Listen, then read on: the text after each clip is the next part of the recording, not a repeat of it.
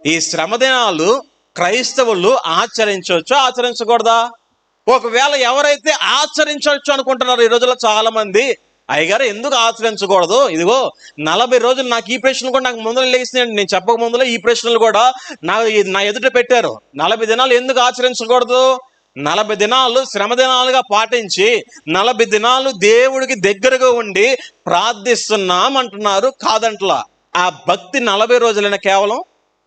చెప్పండి. ఈ రోజుల్లో చాలా మంది అంటున్నారండి, ఎందుకు చేసుకోకూడదు 40 దినాలు, ఎందుకు శ్రమ దినాలు పాటించకూడదు? శ్రమ దినాల్లో భక్తులు ఎందరో దేవుడికి దగ్గరగా ఉంటారు. 40 రోజులేనా? 40 రోజులు ప్రతి ఒక్కటి విడిచిపెడతారు. 40 రోజులేనా? 40 రోజులు వాళ్ళకి ఇష్టమైనది విడిచిపెడతారు. 40 రోజులేనా? మిగతా రోజులు ఇష్టానుసారంగా జీవించేసి 40 రోజులు దేవుడికి ప్రత్యేకంగా జీవిస్తే సరిపోతుందా అండి? చెప్పండి.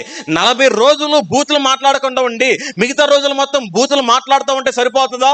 40 రోజులు నిష్టగా ఉండి మిగతా రోజులు మొత్తం ఇష్టానుసారంగా జీవిస్తే సరిపోతుందా?